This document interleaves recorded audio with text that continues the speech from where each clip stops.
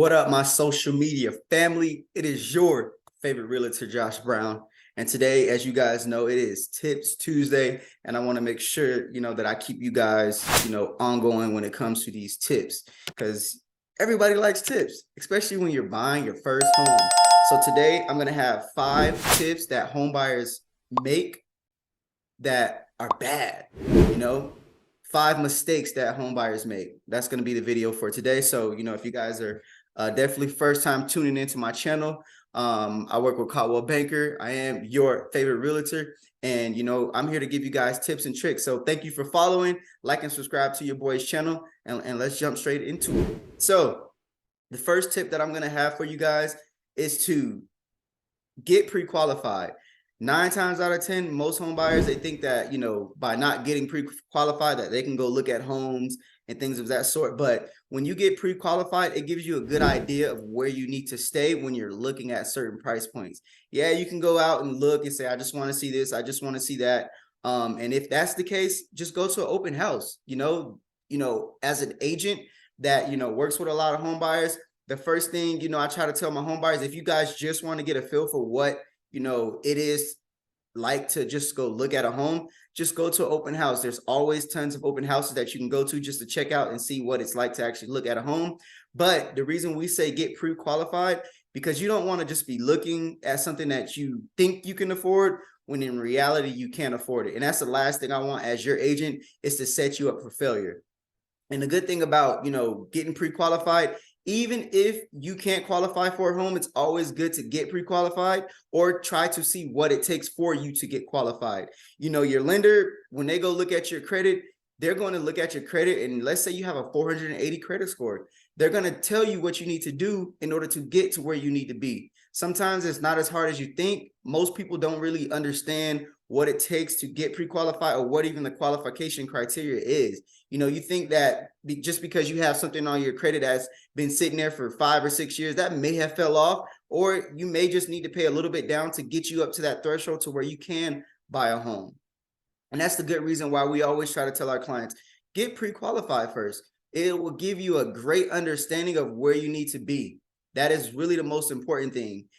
Seeing what your financial situation is and having that lender put something together for you to strategize to get you in your home, whether it's now, later, whatever the case may be. But it's when you're financially ready, that's when the perfect time is for you to strike. And your agent will educate you and let you know what you need to do on our end, just like the lender's going to educate you and let you know what they need to do on your end. The second mistake that most home buyers make is not understanding all of your options. Too many times I hear people come up to me and say, well, I just couldn't qualify. I didn't have down payment assistance. There are so many down payment assistance programs out there, or just programs in general to help you get into a home. And sometimes people say, well, those programs take advantage of people. Those programs are here to help you guys get into a home, because once you can get into a home, it gives you that confidence. Okay, well, I know I have a mortgage to pay, so I know that I have to keep my credit at a certain level, so that in the event that, let's say, interest rates go back down to 2%, you can refinance that home, which will knock your monthly payments down substantially. And now you're paying way less than what you ever thought you would. So what I usually suggest people is, that first one is look at a couple lenders, because not all lenders are going to give you the same programs. Not all lenders are going to give you the same rates. So knowing all of your options is one of the most important things that a lot of home buyers make when they are going to look for a home. Number 3, this one right here, I hear so much, using the listing agent instead of a buyer's agent. The reason why most people or most agents tell you not to use a listing agent is because the listing agent is working on that behalf of the seller. So they're not going to tell you all the things you need to do. They're not going to tell you if something comes up in an inspection report that you should probably ask for concessions in. They're not going to negotiate on your best interests. Put it like this. If you were to, let's say you were going to court, would you use a public defender, or would you rather use a lawyer that has your best interest? The public defender sees thousands and thousands of cases a day. So they're not going to be able to really go into detail about what you need to do here, there. They're just going to give you a whole, pretty much a broad picture of where you need to be so that they can get that case closed and get out of there and move on to their next case. You get an actual lawyer, they're going to sit down with you, talk you through every pinpoint, go over all the evidence, go over everything that they need to actually build a case up to help you, be free or win the case or whatever the case may be. And that's exactly what the buyer's agent's going to do. The buyer's agent is going to build up a certain strategy in his negotiating skills to get you the best terms for the contract, which is why you need to have an agent that understands the contract, who knows how to write a proper contract to get you exactly what you need. Because most sellers, most people don't understand that we can get your closing costs paid for. We can get we can get some money towards down payment assistance, concessions. There's a certain amount that you need that you can use. Sometimes it's all the way up to 6% of the purchase price, which will help you pay for your closing costs, which will help you pretty much pay for the whole down. I wouldn't say the whole down payment, but a lot of the fees that are associated with purchasing a property. So it's always good to have a buyer's agent. And the good thing about having a buyer's agent is, as a buyer, you're not paying for the buyer's agent fee. The seller is paying for the buyer's agent fee that's already put into the cost. So when you're looking at that, when you're looking at the price of the home, the buyer's agent fee is already implemented into that, and so is the seller agent's fee. And when you don't use a buyer's agent, the seller agent gets to keep majority of that or all of it, if not most of it.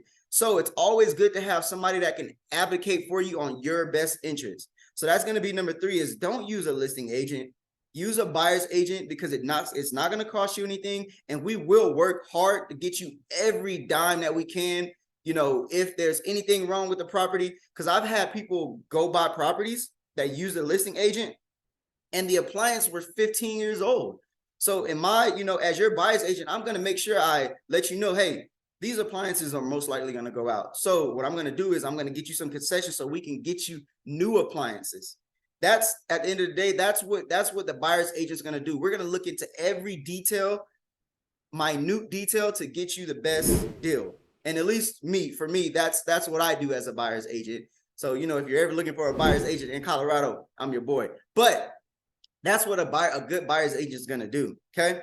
Number 4, and this one is really interesting, because most people, when they're looking for a home, they're looking for that unicorn home. You're looking for a unicorn home with a $300,000 budget. It just does not work. So when you're looking for a home as an agent, I'm also going to have a buyer's agent. I'm also going to advise you guys, okay, and the home that you are looking for is going to be more in the $600,000 price range. So with that being said, you're going to have to, you're going to have to cut some things out of there that you can sacrifice to get you in the home that you want. Okay. And it's okay to not having everything that you want in a home, because, let's say you lived in that home for 10 years and now you've outgrown that. Well, 10 years, you're going to pay down 10 years of that mortgage. Your house, most likely will have appreciated, but we don't like to use that as something to help you get into a new home. But your home could have appreciated. And now you can upgrade into the actual home that you want, because you have leverage now. Getting into real estate is all about leverage. I had a client, and I'm going to use this as an example. I had a client that, we started him out with 1 condo, 1 bed, 1 bath. Then we got him into a 3-bed, 2-bath condo. And now he's buying a 3-bed, 2-bath single family home. That's how you leverage real estate to be able to move up into the world, to be able to get the home that you want. A lot of people focus on the right now instead of focus on the long-term game with real estate. Real estate is a long-term game. Okay. That's what I want you guys to think of when you are out there buying houses or looking to buy your first home, or even as investment properties. It all goes the same way. And I always tell my clients to look at your property as an investment. That's why working with me, I'm looking at the property as an investment no matter what. Because when you buy that home, that is one of the biggest assets that you are going to buy. And you need to make sure, that you're buying a good asset that's going to, help you in the future so that you can leverage that. And a lot of agents are just transactional. They don't even know the different ways you can sell a home, the different ways you can buy a home, the different programs out there to help you get into a home with no money. So, that's why it's always good to make sure that you're using a good agent, but also understanding your budget and not looking for a unicorn price. I mean, a unicorn home in a $300,000 price. Sometimes you got to sacrifice those things to get really where you want for the long-term goal. Okay. That's number 4. Number 5 is using the Zestimate to see what a home's value is. Too many people time after time come up to me, even sellers, well, my home is worth this because of what the Zestimate says. You guys got to think, this is an online algorithm. This thing has no idea what neighborhood it's in, what the condition of the property is, if there's another unit behind it. This thing is just using computer analytics to pull up the price and see what the Zestimate is.